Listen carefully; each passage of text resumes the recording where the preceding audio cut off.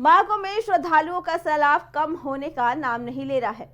सोमवार को भी करीब 1,35,00,000 लोगों ने इसमें आस्था की डुबकी लगाई और अब तक 54,31,00,000 से ज्यादा श्रद्धालु डुबकी लगा चुके हैं। रेलवे महाकुंभ से श्रद्धालुओं को गंतव्य तक पहुंचाने के लिए स्पेशल ट्रेनें चलाई जा रही है। उधर महाकुंभ के ऊपर से हर घंटे 8 से ज्यादा विमान उड़ रहे हैं। ये खास सुविधा एयरलाइंस कंपनियों ने अपने यात्रियों को हवाई दर्शन कराने के लिए दी है।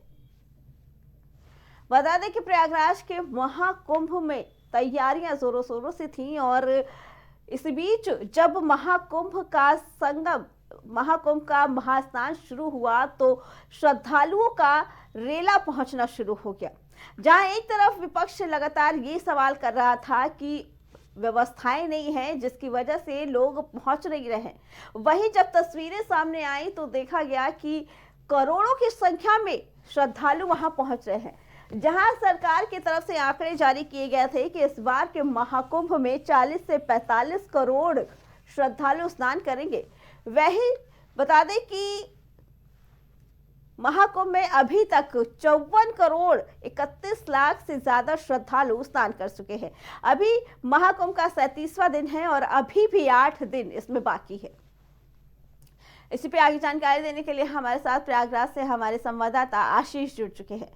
आशीष, महाकुंभ का आयोजन जब हुआ था तो उम्मीद जताई गई थी 40-45 करोड़ के श्रद्धालुओं की और आंकड़ा 54 करोड़ को भी पार कर गया और अभी सिर्फ 37 दिन ही हुए हैं। क्या कहना है इसके बारे में? देखिए अर्चना, अगर बात किया जाए तो साफ तौर पे ये कहा जा सकता है कि जो माँ गंगा के प्रति आस्था श्रद्धा भाव है वो देखने को मिल रहा है, क्योंकि जो आंकड़ा जिस तरीके से फेल होता नजर आ रहा है इससे साफ तौर पे ये पता लगा है कि जो लोगों के प्रति माँ गंगा की आस्था है। और सबसे बड़ी बात, किसी को न्योता नहीं दिया जाता, किसी को बुलावे के लिए नहीं कहा जाता, लोग अपनी आस्था को जो दिखाई पड़ रही है वो लोग अपने आप खींचे चले जाते हैं। तो ये सबसे बड़ी बात है, जो आंकड़े फेल होने का सबसे बड़ा जीता जाता है। अगर जमीनी स्तर पे बात किया जाए तो ये सबूत है कि जो आज 54 करोड़ से ऊपर जो श्रद्धालु हैं वो स्नान कर चुके हैं, जो 40 से 45 करोड़ का आंकड़ा बताया गया था वो पार हो चुका है। तो कहीं ना कहीं माँ गंगा की आस्था है, प्रेम है, भाव है, श्रद्धा है, वो दिख रही है साफ तौर पे। जी अर्चना। आशीष, और कई तरह की अलग से तैयारियां भी की गई हैं जो काफी स्पेशल रही अपने आप में, चाहे ट्रेनों की सुविधा हो, ट्रेनों के संचालन किए गए, एक्स्ट्रा बसों के एक्स्ट्रा संचालन किए गए, लेकिन खास तौर पर जो एयरलाइंस ने अपने यात्रियों के लिए किया वो अपने आप में सबसे अलग है, क्योंकि महाकुंभ के ऊपर रोजाना 8 एयरलाइंस गुजरती है अपने यात्रियों को हवाई दर्शन कराने के लिए। निश्चित तौर पे अगर बात किया जाए तो जिस तरीके से देखिए, चाहे हम किसी भी सफर की बात करें, चाहे हवाई सफर की बात करें, चाहे रेल सफर की बात करें, तमाम जो भी सफर है, और देखिए कहीं ना कहीं ये एक विश्व रिकॉर्ड भी बनते नजर आए। चाहे हवाई सफर की बात कर ले, चाहे हम ट्रेन सफर की बात कर ले, रेल सफर की बात कर ले, तो कहीं ना कहीं इसमें एक रिकॉर्ड भी, विश्व रिकॉर्ड भी बनाते नजर आए हैं। क्योंकि एक एक दिन में लगभग 300 कुछ ट्रेनें चली है, हवाई सफर 100 कुछ हुए हैं। तो एक जिस तरीके से देखा जाए तो कहीं ना कहीं सभी चीज को बढ़ावा मिला है, चाहे हम किसी भी सफर की बात कर ले, चाहे, और यह साथ ही साथ अगर एक चीज और भी अर्चना बताना चाहेंगे, और एक चीज और देखने को मिल रही है, जो यहाँ पे जो छोटे स्तर के दुकानदार हैं जो महाकुंभ में दुकान लगाए हैं, उनको कहीं ना कहीं इस महाकुंभ से एक बड़ी रोजी रोटी का एक साधन समाधान मिला है, कि उनकी कहीं ना कहीं अच्छी स्थिति हुई है। तो उनका भी साफ तौर पे कहना है कि इस बार का जो महाकुंभ है दिव्य भव्य है, और ऐसा कुंभ आज तक इन्होंने देखा नहीं। तमाम श्रद्धालुओं से बात करने को कहा कि कई ऐसे श्रद्धालु भी थे, कई ऐसे उन्होंने कुंभ देखे हैं, अर्ध कुंभ देखे हैं,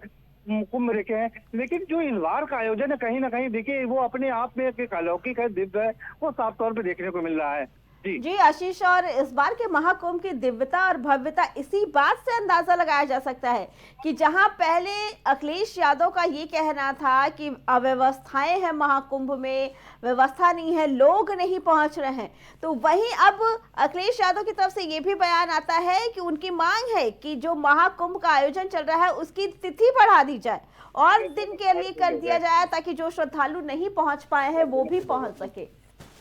देखिए निश्चित तौर पे देखिए, अगर बात किया जाए तो तमाम जिस तरह से ये जब महाकुंभ का आयोजन चला था उसी विपक्ष ने तमाम सवालों के से जरूर सरकार को घेरा था, चाहे अब सुरक्षा की बात कर लें, चाहे हम रख रखाव की बात कर लें, चाहे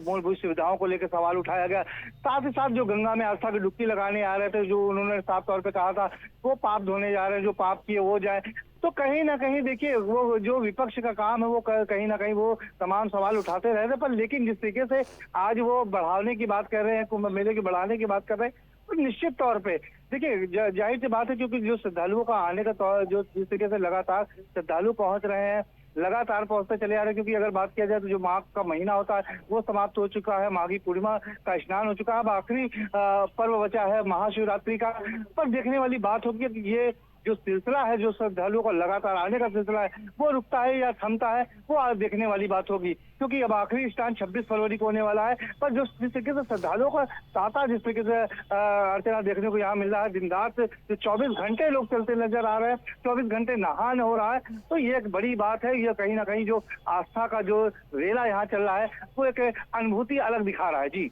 जी आशीष, आपका बहुत बहुत धन्यवाद।